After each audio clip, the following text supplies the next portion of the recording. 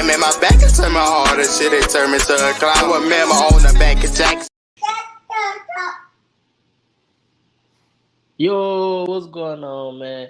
Back with another episode of Locked In with Lifty, man. We're on the road to 3,000 subscribers, man. Make sure y'all like, comment, and subscribe so more people can join our movement.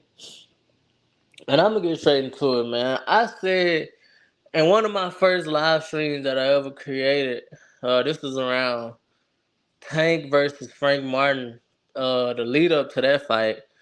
And I said, when they announced that Sebastian Fundora and Errol Spence was supposed to fight in October, I said I had Errol Spence winning, but I said I think this all a ploy, a storyline to lead up to Terence Crawford versus Errol Spence too.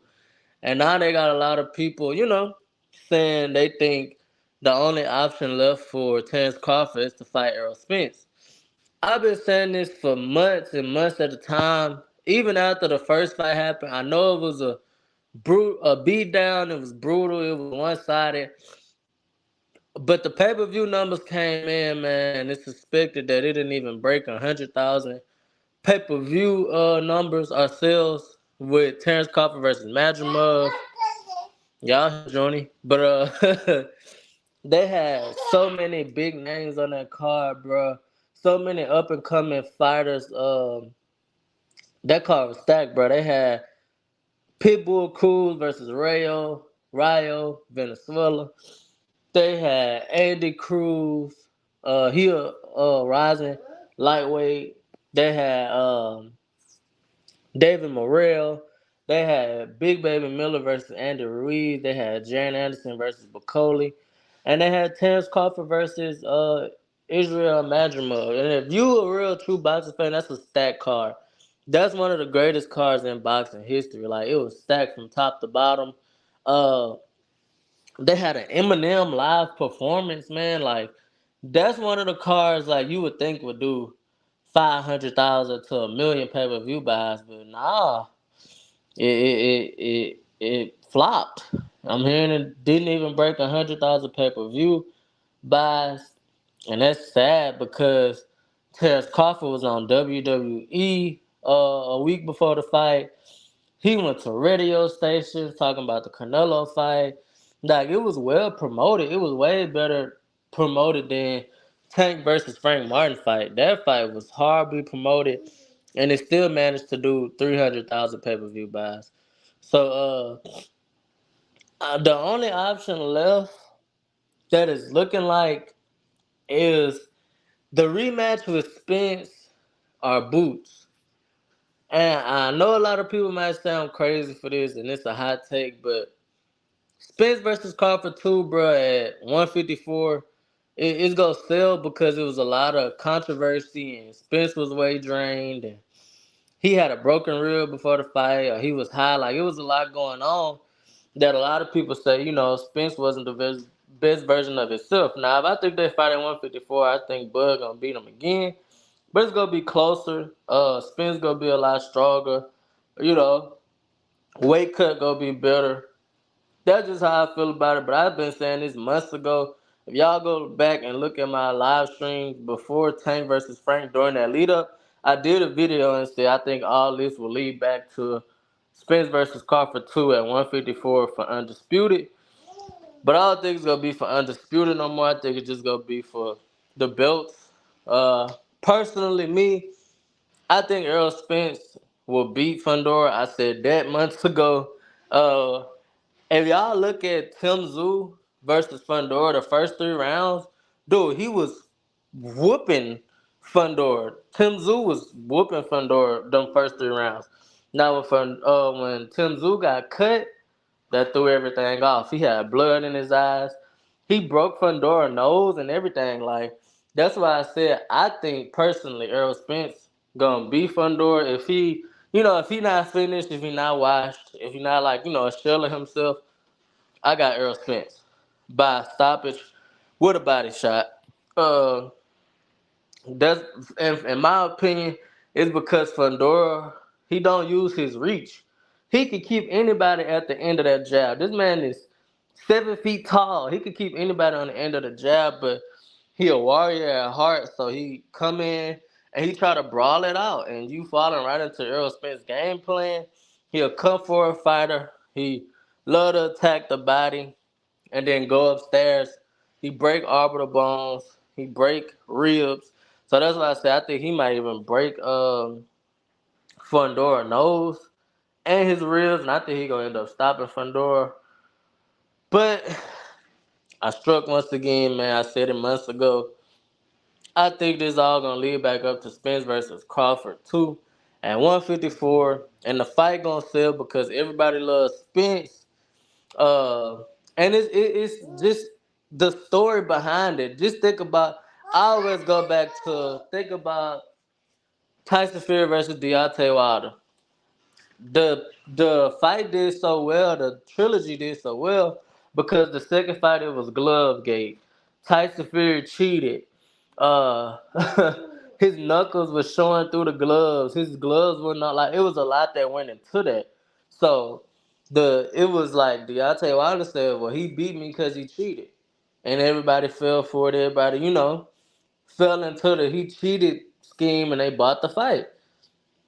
Same way, I feel like if Devin Haney and Ryan Garcia rematch, it's gonna be one of the biggest fights in pay-per-view history. Ryan Garcia got caught taking Ostarine. Devin Haney gonna say, "Well, that's the only reason he beat me." A lot of fans gonna say, "Well, that's the only reason Ryan Garcia dropped Devin Haney and won because he was on Ostarine." That's gonna sell the fight. Like boxing fans are casual fans who trying to be boxing fans. They in it for the drama. Real boxing fans, we in it to see the fights. Forget the drama and the mess and the arguing and the who cheated on that. We just want to see the fights. But the casuals, they buy stuff like that for the storyline. Oh, he cheated. Oh, he did this. Oh, he did that. So that's why I think them fights will do good. And I think Errol Spence versus Terence Crawford too gonna do good as well because we all know if you watch Errol Spence like how I watch Errol Spence, one of my favorite fighters. That what dude, like me and my whole family was watching that fight. And when he walked into the arena, we was like, dude, what's wrong with Spence? This dude look high. He look sleepy. Like, bruh, don't do this tonight, bruh. Come to find out, it's reports that saying, he had a broken rib while he was sparring. He was taking medicine. He took medicine on fight night. Um, like other cases, like he had a bad weight cut while dealing with a rib injury. It's a lot, being said. It's excuses thrown around. And although Errol Spence never made an excuse, he never, because he even went on Instagram and said, he from the old law, he never make excuses. We're like, okay, well, we know you got an excuse or a reason. Just say it, and it'll, we'll be like, okay, well, that's why you looked how you looked. That's just how I was looking at it. Like, just say what was going on. So we got a reason to be like, okay, well, we want the rematch because he was hurt. And then he came out and said he had to get surgery on his other eye and stuff like that. So it was a lot going on. But Terence Crawford is kind of cornered. Turkey Al-Sheikh don't want the Canelo and Crawford fight no more. Crawford saying it's a lose-lose situation if he fight Boots Ennis. What else? He already saying he beat Spence. Uh, so it is not really much options for Terence Crawford. Like I think the Madrimov fight didn't do well because Madrimov only had 11 pro fights. Everybody was saying, oh, he a taxi driver, he a cab driver, he a bum. It's not gonna be a good fight. Terence Crawford gonna knock him out, but in all actuality, that was one of Crawford's toughest fights. But casuals don't know that. Like casuals go based off like Errol Spence, he be with Yellow Beezy, a famous rapper from Dallas. He be outside like that stuff like that sell fight to casual fans, people who don't normally tune into boxing. Um, Terence Crawford, cool, humble guy, he don't be with all the talking, so it's harder to sell fights for Terence Crawford than it would be for a Tank Davis or a Errol Spence. Like they more entertaining outside the ring.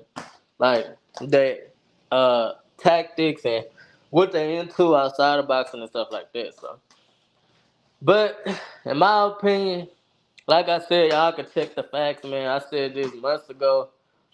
I think leading up to it, I could see Terence Crawford and Errol Spence paths crossing again because it's only right. Like Fundora, the winner of Fundora and Spence is the mandatory for Bud.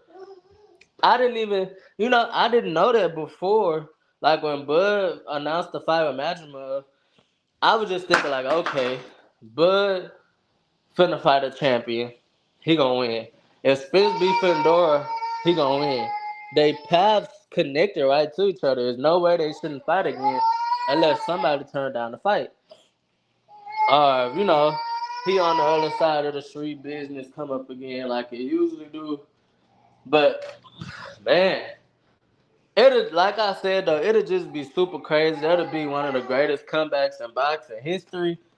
If Errol Spence actually come back and beat Terence Crawford, it'd be a trilogy. I've been saying this for the longest. That'll be super crazy. Let me know what y'all think in the comments, man. Is this the only option for Terence Crawford when it comes to pay-per-view sales and, stardom and stuff like that? Because legacy side and actually fighting in the ring, Terence Crawford is one of the best, but selling-wise and pay-per-views and all that,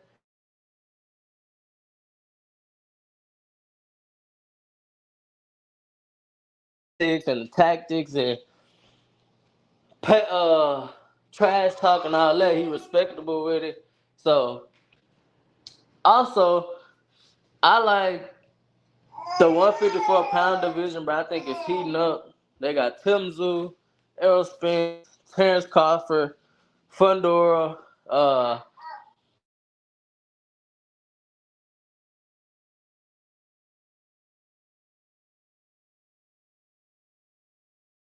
was a good little fighter too at 154. So that's what I said, man. Terence Crawford got options, but they might not be as big as Errol Spence and Terence Crawford too. So let me know what y'all think in the comments, man. Is this the best option for Terence Crawford to build that superstardom? Appreciate y'all for tuning in, man. Like, comment, and subscribe. And I'm out. Peace. They say fuck 'em, they wasn't on your dick when you was down. Trust them in my back and turn my heart and shit, it turned me to a clown. Remember on the back of Jackson.